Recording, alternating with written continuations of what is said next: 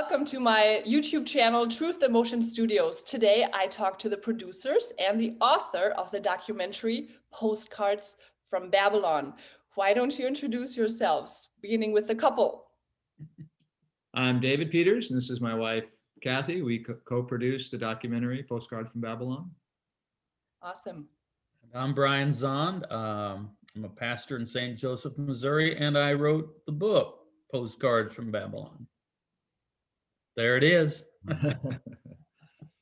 So I read the book in 2019, January, fresh out of the press, and I wanted to begin with reading a poem from Brian, or actually just a segment from it to set the tone for our time. Thus saith the Lord, render unto Caesar what? Taxes, but not heart and soul and mind and strength. Let Caesar police the streets and fix the potholes, but don't ask for much more. Let Caesar be a custodian of civility. Anything more tends to idolatry. Render unto God total allegiance. And what's left for Caesar? Not much. And that's how it should be. A denarii for Caesar to fix the pothole and pay the constable to make life a little more livable. But heart and soul are pledged to Christ and the government of God. I chose this part of your poem because it sets the tone for me for your book and also the documentary, in the sense that we're really, or what I'm hoping the audience is not hearing us talk in blue and red, but hearing us talk about allegiance to something worldly or something godly, and the allegiance of the heart, of the soul, to something worldly that hides itself as something godly. I'm deeply familiar with that. This is what my channel is all about, talking about spiritual abuse, analyzing it, talking about how faith can be possible after experiencing abuse. And so this is part of the journey to ask yourself how what you believe and how you act and how you live in this world that has a government, how that all comes together. And that's the invitation of the documentary, to think about that if you are willing. So, wow, what a movie. I watched it twice, or what a show. And I would also highly recommend to everyone who takes the time to also watch the entire panel discussion later. There's still a lot of gold there. How has the reception been, good and bad? Tell me about it. Yeah, overall, we've been getting really good responses from people. Actually, it's been a family member that's probably had one of the most negative responses to the film. And we knew that, like, we had a review written early on about the film, and I wish I could remember the title. We should look it up, but we were called leftists, Marxists, communists, or whatever. And Brian sent me a text and said, get used to it. Welcome to my world. Yeah. But yeah, it's been a very small minority of reaction. People have really resonated with the film. And I think the biggest, most surprising response has been from people completely outside of the church, people that would call themselves agnostics, or kind of nuns and duns with the church, have really resonated with it. Because I think the beautiful message of Jesus has been lost in institutional Christianity. And I think within the context of the film, Brian and the others that we interviewed do a great job of somewhat reintroducing us to the way of Jesus. And even for me, the whole film became a journey to a re-understanding of the cross. And that's, I think, my biggest invitation for people to watch it, is to review what you think about what happened when Jesus was hanging on a cross. We showed it at a local theater over the weekend. We had 5 showings, and one of the people, she said afterwards, she said, I'm not a person of faith, but this film really moved me. So she came back the next day and brought her Christian friend. So we have a movie that agnostics are bringing their Christian friends to, and we find that quite delightful. Yeah, Brian, what has the reception of the book been, and then the documentary? Well, the book was, I mean, it was very well received. It's interesting. I get very little pushback on the books I write. Some of the hardcore Calvinists didn't like Sinners in the Hands of Loving God, but other than that, my critics tend to be people that can only engage with tweet-sized things. So you write a book, they don't even read it, you know. So no, I have had very little pushback. I mean, I will say probably that most of the criticism, and I mean this sincerely, comes from people who haven't actually read the book, but just assume they know what it's about. People that are still stuck in a left, right, Democrat, Republican grid, and they just can't conceive that there is something else, and they're deeply committed to one faction. And if you're not with them, then you are against them and must belong to the other side. And you know, that's part of the problem, right? I mean, when I think some people don't want to take me in good faith when I say I'm not a conservative, I'm not a progressive, I'm not a Republican, I'm not a Democrat. I don't care to be plotted on that grid. The one label that I think I'll accept is I'm a Christian. And politically, I think I'm not left or right. I try to be above, try to be transcendent, because, you know, I've pledged all of my allegiance to the kingdom of heaven. I don't have any left for this world, much less political parties of this world.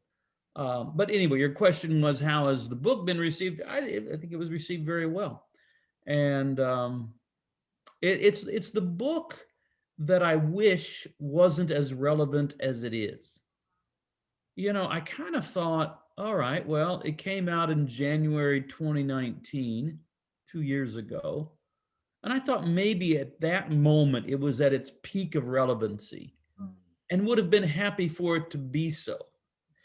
2 years on, I think well, I've just noticed. I mean, I have been writing and talking about the problem with Christian nationalism for at least 10 years.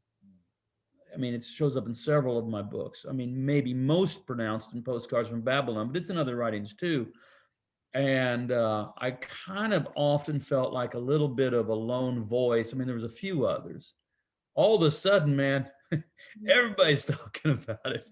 And so and I got to be careful what I say here. Even some that had been, in my mind, almost scandalously quiet for 4 years have suddenly found their courage and are speaking out. And I welcome them. I'm glad that at last they're speaking up and saying something. I wish they would have done it years earlier, but better late than never. Yeah, it's a very strong pull that the faith aspect has put on leaders, on people, and it was difficult, I think, for many to sift through that, because if you don't see the allegiance that you have actually pledged to the world, then it's very confusing. You can't sift it apart. It's like, but we are talking about God's candidate here, so what do you mean I'm not following the Lamb? The Lamb led me to this man. Yeah. That's how you get around that. I mean,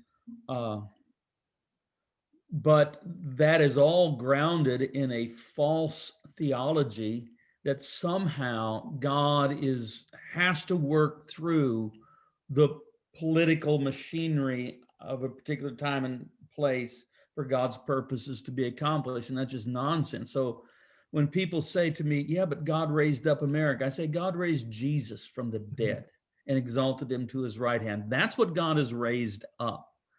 And I think mostly it's good for Christians to have a kind of profound ambivalence toward partisan politics, not towards politics.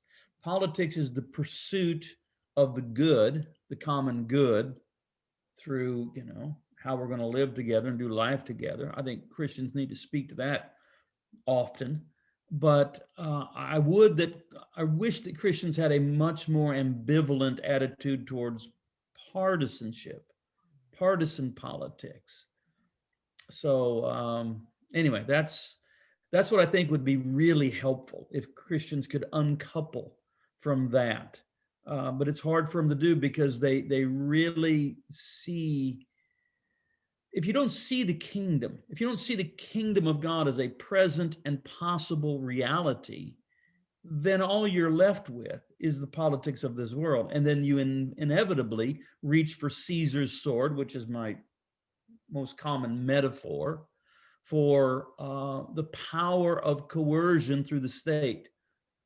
And Christians have no business trying to bring about the kingdom of Christ through that avenue, through that means, because ultimately, the sword of Caesar and the cross of Christ are antithetical. I mean, you have to choose one or the other. I know there's been a long history of theological confusion that the sword of Caesar can serve the cause of Christ, but that ends in crusades and the two world wars in Europe, where baptized Christians are killing each other in the millions in the name of state allegiance. So until Christians see the kingdom of God, I mean, perceive it, understand it, see that it's real, that it's present, I think they're always going to reach for political means of coercion and politics in that sense. I don't mean in the pursuit of the common good, but politics in the sense of partisanship and political parties. I think most people know that it's corrupting. I mean, the sages have always understood that that kind of politics is bad for the soul, and we've seen it. We've seen a, you know, a tragedy, really, actually a tragedy. I mean, what has befallen white evangelicals in America is a profound tragedy, and I don't think they recover. I'm bleak about that. I don't think the movement, now any given individual can return to their first love, be born again, find Jesus again, get saved again, begin to follow Jesus again. But as a movement, I think it's too sullied, too tarnished, too damaged. Now, that doesn't mean it's going to disappear. It's going to be around for a while, but I think they're going to find it very difficult to pass on what would pass for evangelical faith to a younger generation. There'll be some here and there, but by and large, I think young people in mass are going to say, I don't want anything to do with that. The problem is, I know I'm rambling here. Just jump in and shut me down here at some point. But young people that are raised in an evangelical context tend to think that it's evangelicalism or nothing. Yes. And then what happens is that's when they become nuns and duns. I mean, it's a little bit surprising to me how fundamentalist ex-evangelicals can be. They think it's either evangelicalism or you can't be a Christian. I mean, that's ridiculous. I mean, there are all kinds of other options. You know, I don't care what, become an Anglican, Catholic, Orthodox, become a mainliner, find just something that's not, the religious wing of the Republican Party, but a lot of them won't. So a lot of the most prominent names in evangelism over the last, 10 years or so, that they really became political, sad to say, I think that instead of being evangelists for Christ, they are, I don't even have a term for it, they're like de-evangelists. They are, I mean, I'm making a hard criticism here, but I think they have done far more damage than they've helped anybody. I mean, they've driven far more people out of the faith than have attracted people. Okay, I'm done. Sorry about that. You got me wound up, or I wound myself up. I don't know what happened. Well, and we've seen that just in our own personal lives with our friends, and just this real sense of reaction that we can't be part of this anymore. Yeah. And I was part of a much more traditional evangelical church, and now I belong to a very progressive Mennonite church that's very much into peace and justice and nonviolence. And it's been in about the last decade that I've been drawn to Anabaptist tradition of nonviolence. That was brand new to me. Um, and like Brian, there was a moment in time when I had kind of this crystallization of consciousness about, wow, this maybe Jesus meant what he said. And maybe part of the problem with why Christianity has been thwarted in terms of it becoming this beautiful way that people would be attracted to is because, as Brian says, we've reached for Caesar's sword and have become incredibly comfortable with that as Christians. And it seems like people on the outside, I mean, as we were at a Trump rally, I went and to the protesters and just had conversations, did some interviews. And this one guy said, well, I'm an atheist, but I understand enough about Jesus to know that what they're doing and how they're living isn't what I understand of the teachings of Jesus. And it seems blatantly obvious to them. That's an astounding thing, how Jesus, more or less, is unscathed by this. I mean, Jesus just shines through. And it's well, I don't know what the word is. Is it depressing? Is it shocking? I don't know what the word is, but it is something that right now atheists in America in general have a better grasp of who Jesus is than a whole lot of white evangelicals. Wow. And it's true. I mean, it's true. Mm-hmm. I mean, I mentioned in the book, the single highest demographic group polled in support of the use of torture, which by the way is illegal. I don't know. I mean, that's neither here nor there, but it actually is illegal. I mean, if you ask white evangelical Christians, do you think the United States government should use torture, which is illegal, on suspected terrorists? They're the only group that polls over 50%. Atheists are way below that. And so it's I think I think it might have been in that paragraph, I don't remember my books perfectly, that I say something to the effect that in light of these sorts of things, I don't know how you view evangelicalism in America as much more than a failed experiment. I think it is an experiment with a blending or a synthesis of some American ideology and values with a thin veneer of Christianity. And I think when it comes right down to it, it failed the test. It was just not able to produce Christ-like people. I mean, what we saw during the Trump era, and I'm using the past tense in great hope, is that we saw Christian Trumpers become more Trump-like and less Christ-like steadily for 4 years. And then the cognitive dissonance that produces is so severe that then they have to kind of somehow imagine a Trump-like Jesus. But, this is, again, I'm back to where we started. The atheists see through that and they don't know Jesus isn't anything. I mean, Jesus, who is it said? It might have been Shea Claiborne who said this. Somebody said, I don't know. I'm not saying that Trump is the Antichrist, but I am saying that Christ is the anti-Trump. Yeah. Amen. All right. Well, I do believe that Christ loves Trump. That in that sense, but if we talk, when I say anti, I mean as far as character, value, emphasis. Right, like an opposite character. Yes, for sure. Yeah, but I hold to a faith and a robust hope that in the end Christ will redeem Donald Trump too. Okay. Yep. Amen. Yes to everything, and I think to the effect of Christians losing their conscience and atheists being able to say who Jesus is much clearer, and they're not even believing in him. There's something about the legalism that clouds you, takes away, like from very early on. If you're raised in legalism, then you don't get in touch with the natural image of God and everybody else, and including yourself, and that gets lost. And Suddenly it's all about who's acting right and who's not, and that doesn't help. Um, so the charge of the book is the church is in exile.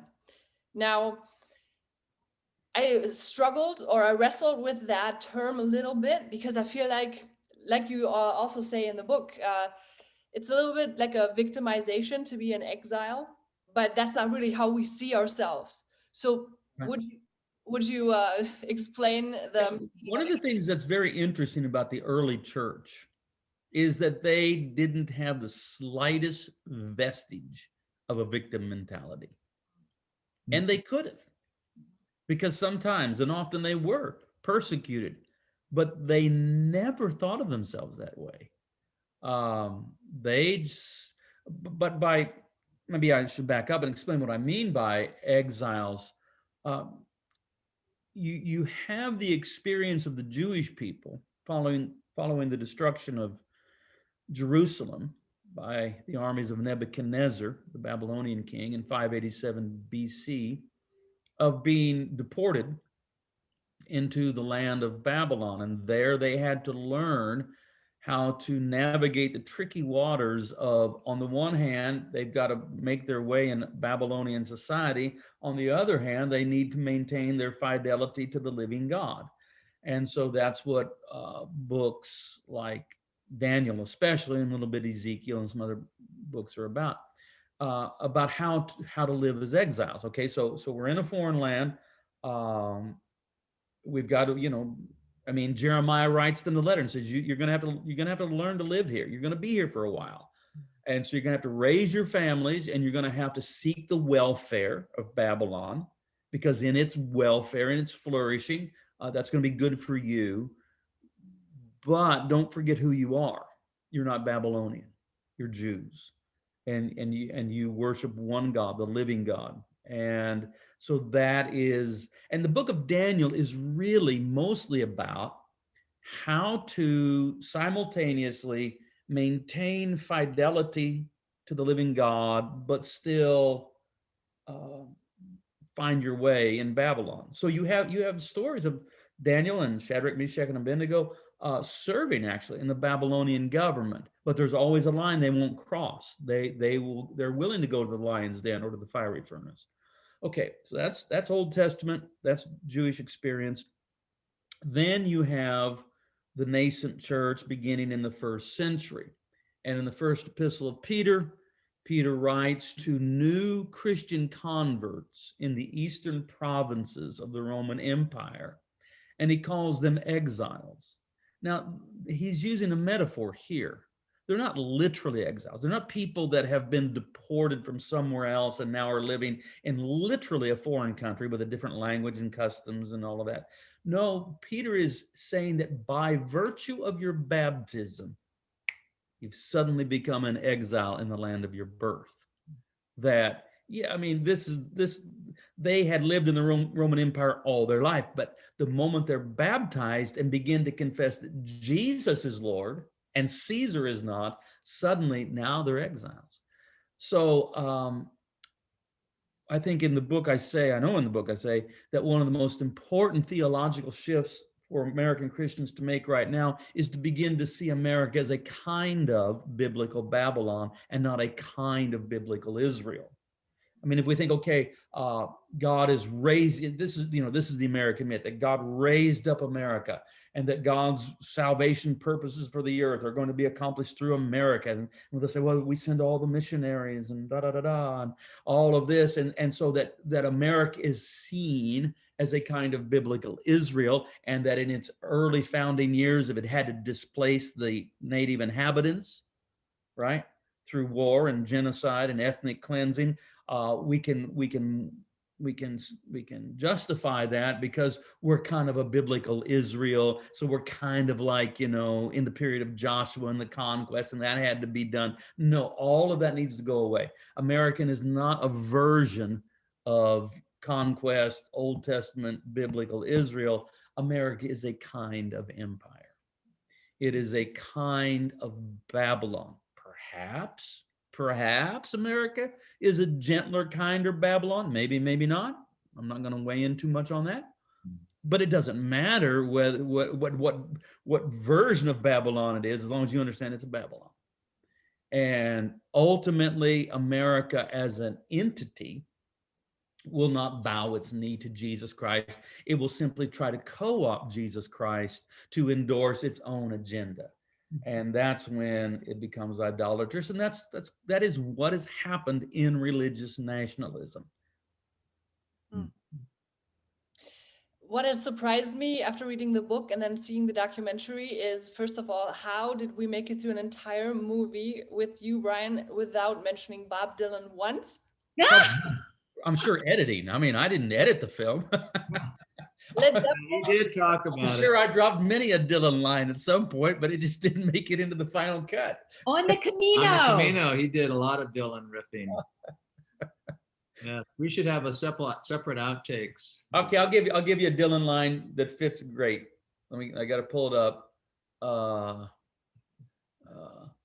Patriotism is the last refuge to which a scoundrel clings. Steal a little and they throw you in jail. Steal a lot and they make you king. Whew. Is that good or what? I'm going to give it again. Patriotism is the last refuge to which a scoundrel clings. Steal a little and they throw you in jail. Steal a lot and they make you king. Wow. Dang. Yeah, we should add that. Yeah, that is so good. Second edition. The second part would have been, I was surprised that the Satan as a concept that is different from the mythical idea of the devil being this person that is walking around or sneaking about. But that's another completely different topic. So, but even the quote you just gave would, if any of my truly conservative, not Trump or evangelical people that are watching Fox News, if they were to watch this and they would hear this, and me as a German standing here with you Americans and them being veterans and you just saying that would get me into trouble with them, I would imagine, because it sounds so dishonoring to soldiers. But I know your heart, and I know the hard part that the movie touches is something, again, that is very personal to me. And I will explain why. Thursday nights, if it's not pandemic time, I usually go to the VFW here in town and sing karaoke with the nice other veterans and just everybody who shows up, and a lot of old people, and it's just a beautiful community. And that one time I sang the German version of 99 Red Balloons, and people just love that. So I have to sing that basically every time I go there. And this one time there's this guy, and I'm done with the song, walking to my table, and he gives me the Nazi salute. And I had never seen something like that happen in an adult. And so I walked to my table, and it was just like, that just completely deflated me. And I had to say, it kind of offended me too. And so the guy stayed in the bar and sat down at the bar. And I decided to go to him and sit next to him and ask him, how's it going? How's his night going? And by then he had already done some kind of thinking work and said that he wanted to apologize for doing that, that he is a veteran of I think he said Afghanistan, but I could be wrong. He was about my age. And he said he's very heavily on medications and it kind of messes with his judgment. And that he's just in a really bad place. And so we stayed together, sat and talked, and I told him a little bit about that. I understand the PTSD that he's talking about, that I don't understand, killing children. That's what he told me. But that I understand following commands and just, trusting in the process of obedience and then seeing the world unravel. And he said to me, you really get it. And so I feel like I have not being an American, not ever having served in any military in any country, I have a connection to the wounds or the trauma that soldiers experience. And then when you look in America, how they are worshipped in theory, but then in reality, I just looked at another statistic. The belief is that 40,000 plus veterans are homeless on a given night. It just doesn't fit. You worship these people, you roll out the red carpet for them every so often, but then in reality, they're suffering, and nobody, I know there are programs, there are offers, but the mental health aspect of it keeps them from asking for help. So where are the people that are running through the streets looking for them, helping them, if we worship them? It was interesting as we interviewed, because we did the filming of Jacob George was back in 2012 at the NATO summit, and we interviewed some of the other veterans that were involved, and one of them said, he said, we so often hear we thank you for your service, and he said, for me, I react against that because he said, you have no idea what I did over there. How can you thank me for what I did over there? Because I can't even sleep at night. He said, if you want to say something to a soldier, just say, you're glad we're home and we're safe. And do you want to talk about Jacob a little bit? Yeah, when you think about militarism and Americans, it's, sometimes just even bringing it up, it's such a touchy subject. It's interesting. One of the comments that we got was from actually a young woman in my Bible study. She's in her early 30s, and she's a fairly new Christian, just trying to figure this whole thing out. And she came to the local showing at our theater. And afterwards, she came up to me and she said, wow, she said, I, in my whole life, have never heard the concept of questioning our military.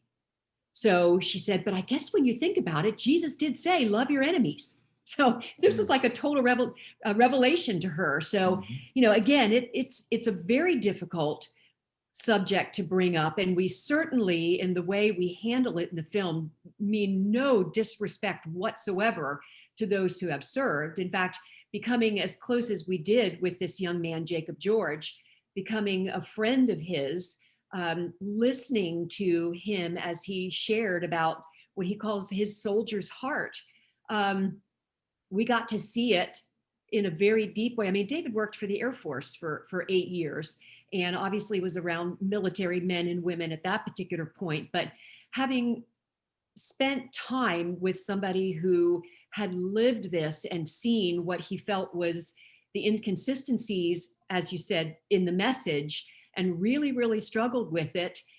These are conversations we need to be having, and we need to be having them, as Brian has indicated, from a spiritual Christ perspective. What did Jesus mean when he said, love your enemies? So, but we just gloss over that because, and again, I think what Christians tend to do is, okay, I'll personally love my enemy, whether it's my husband or my, a child that we're having a struggle with. But boy, when it comes to our country, then that's where we cross the line. So it is a very, very difficult subject to even bring up. And again, the movie just, it touches on it. So hopefully, really our hope with this documentary is, obviously people have read Brian's book.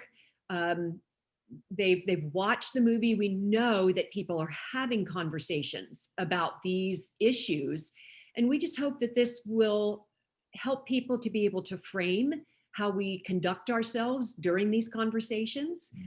We have what we think inside, but our ability, especially when we come up against someone who may be our enemy, because they think different, or may feel like our enemy because they think differently than we, should all be governed by love and peace, which is the message that Jesus came to bring.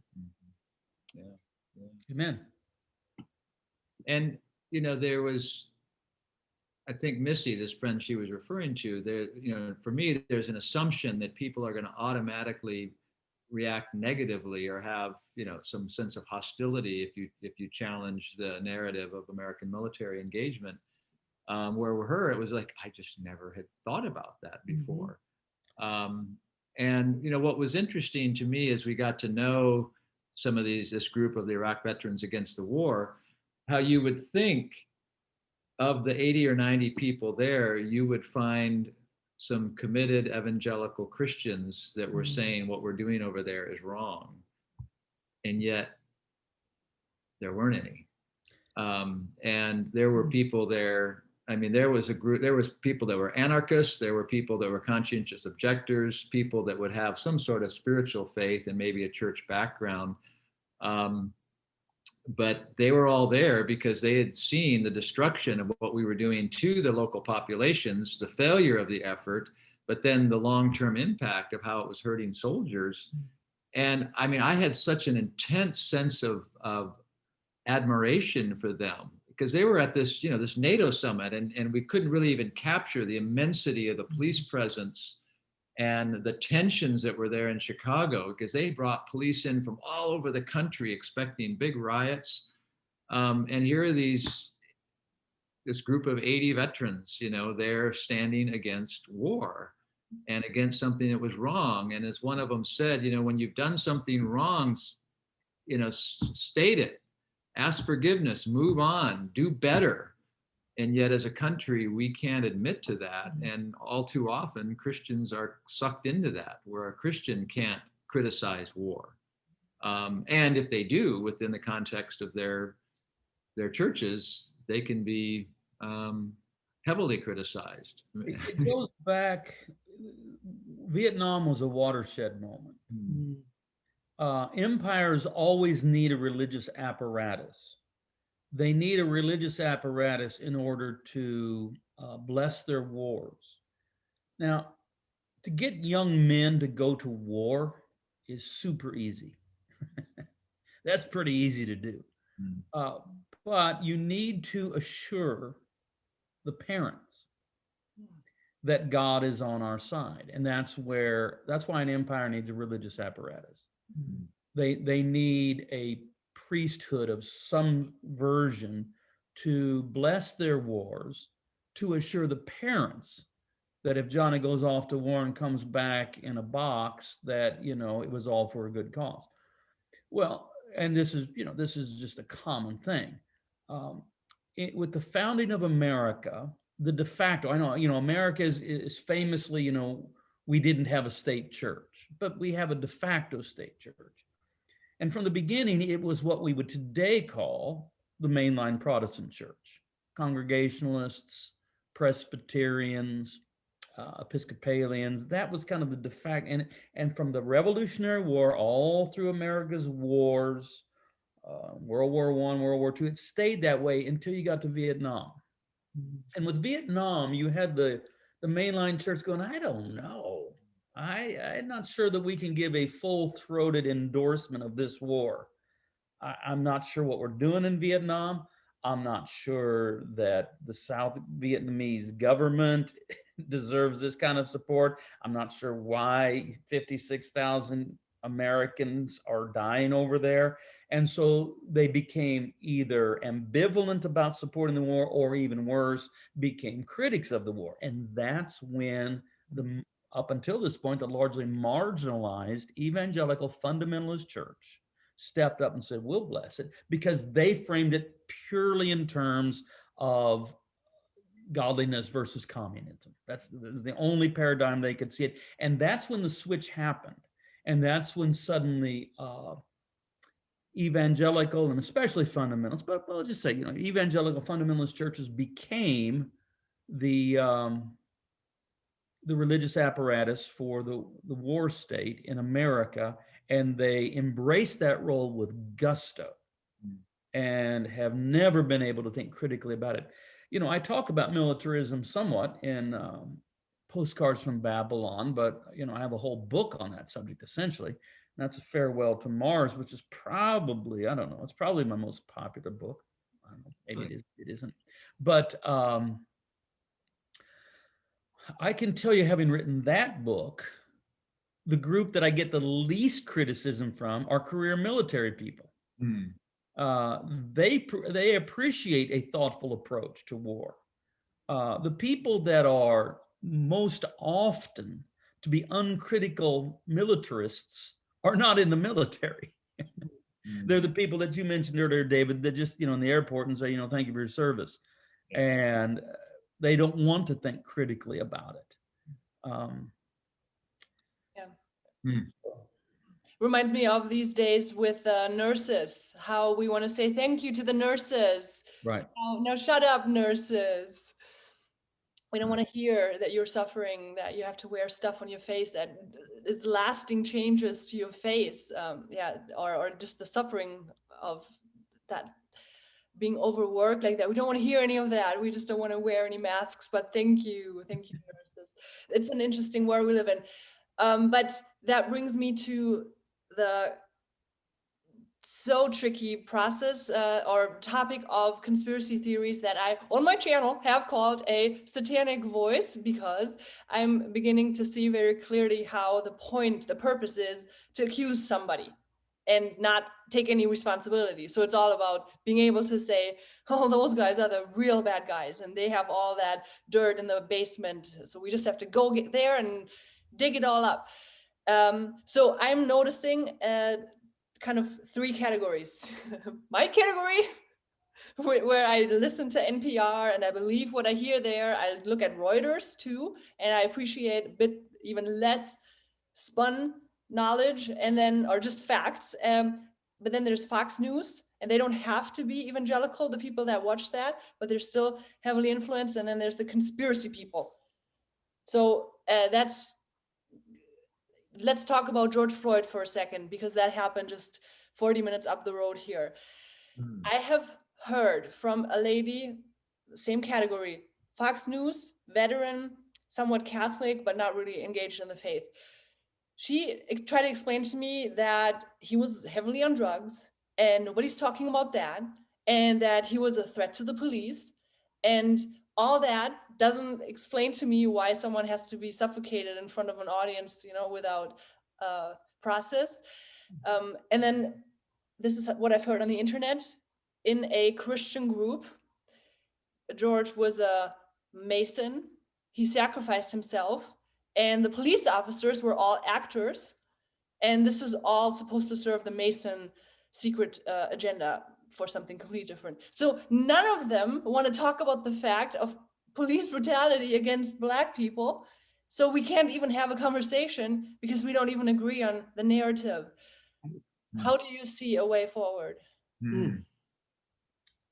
It's a really dangerous place to go, where you begin to deliberately, I think you begin to traffic in lies.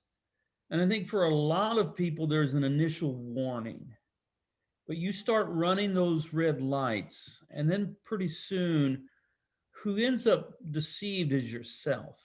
And you have conspired. Here's the conspiracy, that you have conspired to deceive yourself. And that deception can run very deep. I think there's a lot that we can say about, and I find that it's interesting that well, let's just talk about QAnon, because I think that's mostly what we're talking about at this point, or maybe not. But with QAnon, I would think that the majority of QAnon cultists, I'm going to call it a cult, would probably self-identify as some version of Christian. And so they have this apocalyptic sense of good versus evil, but their gospel is so thin. It's nothing more than a plan of salvation, as we say, which is basically just an atonement theory. They don't have a full-fleshed narrative gospel with the very kind of hopeful eschatology that we find in scriptures. And so they are susceptible to those sorts of lies. And it's also rooted in the I don't know, the growing anti-institutional stance within certain circles in America, which I think is pretty dangerous. I mean, if you become so cynical that all institutions are a cabal of Satanists, or not to be trusted, or that all news media is fake news, that there's no honorable profession of journalism anymore at all, that's a kind of anarchy you are hurtling toward. And I'm a little bit we'll see, because something's happening right now. Whether I'm interested to see how many Republicans in Congress are going to vote to strip this Congresswoman from Georgia of any committee assignments, or if they're just going to try to, they're afraid. So much of the base of the Republican Party has become conspiracy theorists. They're going to lose control of that. That they have created a Frankenstein monster, and that doesn't turn out well. I mean, you've watched enough of these movies, right? You create a monster, the thing turns on you. That's, spoiler alert. Yeah. That's how those always turn out.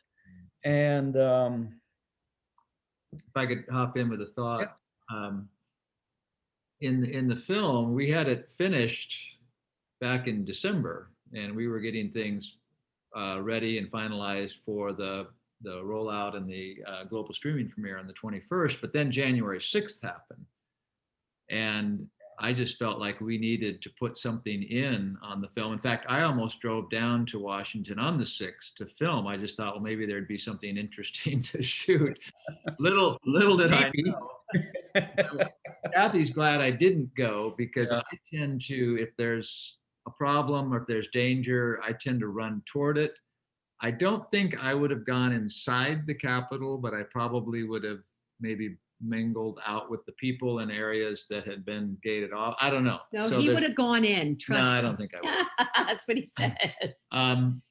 But we had pulled out a section of the film where Pete Wehner talks about what happens when the categories of truth and falsity are dismantled. Yeah. What that will lead to. And basically it leads to people that are almost impossible to govern. And our distributor said, that's a little heavy-handed, it just sounds like it's a Trump attack ad. So I pulled it out. Well, as soon as January 6th happened, I said, that's going to go back in, and we're going to then let that set up what happened on the 6th. And we asked Brian if he would give us some more. So his son, Aaron, filmed that in his, I guess that's your lovely kitchen area. That's upstairs. You always see me down here in my basement. That's upstairs. Yeah, it's upstairs. And I just felt like it was really important for us to, again, touch on it, because so much of the film, it's postcards, it's short thoughts and ideas, or in some ways icebreakers to these issues that need to be delved into much deeper with greater research and certainly conversation. But we also interviewed Nap Nasworth for the film, and he didn't end up making it in. But he was a political editor for the Christian Post. And back, if you remember, in the early 2019, when Mark Galley wrote his final piece before he left Christianity Today, and there was all this uproar, the editorial staff of Christian Post wanted to come out with an official statement from the editorial staff in support of Trump. And Knapp said, well, that's fine if you want to write an op-ed, but if you want to say that as a publication we're supporting any president, then that destroys our ability to be perceived as objective journalists. So literally he walked away from his job. He said, if that's what you're going to do, I'm out the door, and paid a price for it. I don't know if he still has gotten back into having a position, certainly where he was getting paid like he was before. So we interviewed him, and probably the most significant thing I remember from the interview is asking him the question, well, what's the future for journalism? And somewhat similar to Brian's perspective on what's the future for evangelicals, he said, I see little hope. It's getting so siloed, and the idea of there's such a cynicism rather than a skepticism. We should always be have a healthy skepticism towards things, but this outright cynicism that's destroyed our ability just to have conversations or listen to someone, that obviously all news agencies have a bias, but to perceive and equate bias with fake news, as Trump was so successful doing. If it has a particular bias that's not in favor of you or me, then it's fake versus just it being biased. So, Yeah, we're in a really precarious place as a country, and social media, the ability for people to silo in information, this is completely uncharted territory. Yeah, I agree. I agree. I think I think democracy, I think people don't appreciate how really, I mean, how new it is. I mean, I understand the Athenians had some concepts of it that they kind of fooled around with it, but it's not what we understand as modern democracy. That modern democracy is quite new and it's quite fragile. And it requires a lot of the people. It assumes the good faith of people. It assumes a certain level of education and involvement, a certain commitment to the well-being of the whole over a particular party. And if you lose that, I mean, I say all the time, look, I care about America because I have to live here, but my primary concern is the church, and I function as a pastor and a writer and a theologian. My primary concern is for the church, but my concern for America has risen lately because I just don't want I just don't want this to devolve into utter dysfunction. Um, I think America may have dodged a bullet. We'll see. We'll see. But I think there's a lot on the line. I mean, I want to live. I want the possibility of a peaceful and quiet life. But nations can become so dysfunctional and so riven with hatred that it makes that impossible. And all of that is contrary to any kind of vision of a political theology we see in the New Testament. Mm-hmm. So, I mean, there is a palpable relief I have that we have, had a successful transfer of power, not a peaceful, but a successful transfer of power. And again, people watching this should not say, "Oh, I get it. Zond, he's a Democrat." I'm not. I mean, like literally, I'm not. I'm not. But I just saw Trumpism as so detrimental, first of all to the church, but also to the well-being of the country. So there is a palpable sense of relief that we've made it through that, but I don't think we're out of the woods yet. And in a two-party system, if one party just finally doesn't have the courage to stand up for verifiable facts, objective truth, then you don't have a good faith partner to work with anymore. And so, I'm thinking, I'm concerned for the future of my grandchildren. I want them to grow up in a world where politics can be marginal if they so choose, and there's generally a functioning, healthy to some degree government that they don't have to think too much about. That would be wonderful. I agree. Yeah, it's good. Yeah, wow. So much wonderful things we have talked about. What a complex documentary. So we really zoned in on a few things, but there's so much to your work. And I want to thank you for, first of all, writing the book, Brian, being a brave prophetic voice, and you two Peters, David and Kathy Peters, taking on this tall order of talking to all these people, editing it all together, telling the story with so much passion, and really as both sided as I think is truthful. That was really great to see. Yeah, thank you. Appreciate that. It was a labor of love, very much so.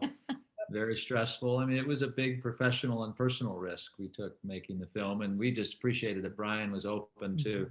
Well, I'll chime in here and say, because I didn't have anything to do with this, that just the look, the sound, the production values of the film are really, really well done. Yeah. I was really pleased, impressed, and I feel honored to be a part of it.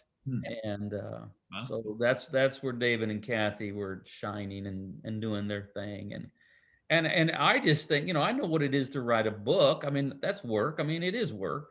I mean, if you've never tried to write a book, try it. It's work. But to make a documentary, I can't even imagine. I can't get my head around that. That just seems like so much. I mean, with a book, it's just, you know, be relentless and stay at it, and it's right there, and it's all in your control. Making a film, so much is you can't control so much of it. Yeah. So anyway, that's my little hats off to David and Kathy for the marvelous job they did. Yeah. Thanks, Brian. All right. Thank you so much for your time. Our pleasure. Thank you for having us. Christina. Thank you, Christina. It's good to see you again. I guess I haven't seen you for several years. I don't know. That is true. That is true. Will you be at the open table again in end of February? Yep. I'll Yeah. Zoom. I haven't decided what I'm going to speak on yet, but yeah, I'll be there. Yeah. I mean, it's, you know, be there, which means here, but you know what, you know what we're saying. Yeah. Yeah. I'm disappointed that, you know, because I like going out to Oregon. This we're talking about a conference that I've spoken at a couple of times, open table conference. It's kind of a theological. It's a theology conference where theologians will speak to lay people and on different topics, and it's really good. It's out in Oregon, Portland area, or in Sun River. But now I don't get to go to Oregon. I just sit in my basement and bummer. that green light right there. Yeah. Christina, if we could mention one more thing, the film, the event that rolled out on January 21st, it was a global streaming premiere. That's still active, so people can purchase a ticket and immediately watch both the documentary as well as the hour and 25-minute post-documentary discussion. So if you could post that link in your story notes there for the podcast, we'd appreciate that. And we're working on getting it on DVD. We were just in discussion with Brian on Monday about some curriculum that we could create to help discussion groups, possibly pastors. This issue isn't going away, and in fact, it may even get more divisive within the church. Because I think pastors are realizing it's not something they can just gloss over with general sermons. They're going to have to dig in with people and talk specifically about it. You know, even the whole idea of conspiracy theories. How, you know, I just saw a post, something I think by Ed Stetzer, about over 50% of church members are estimating are very much sucked into conspiracy theories. Terrible. And so, you know, dealing with that within a church environment, this is again new. It's escalated at a much higher level, and it's kind of hard to know what's going to happen. Yeah, creating a curriculum, fantastic. Kristen Kobes-Dumay, she has a curriculum too now for Jesus and John Wayne. I got to talk to her last year too. We stayed in touch quite a bit. She's also a very empowering woman, and we love her. Goodness, yeah, right. Yeah. It was awesome to see her in there. But she realized, just like your book, this is so relevant. Nobody could see that coming. How relevant and how hungry people are to dig into this topic and understand it better and weed through it. Yeah. So again, awesome. I'll put the link in the description, and I hope to talk to both of you again, or both. Right. Both. Yeah, we love that. That would be great. Thank you so much, Christina. Thank you. All right. Bye. Bye-bye. Kathy. Bye. Bye.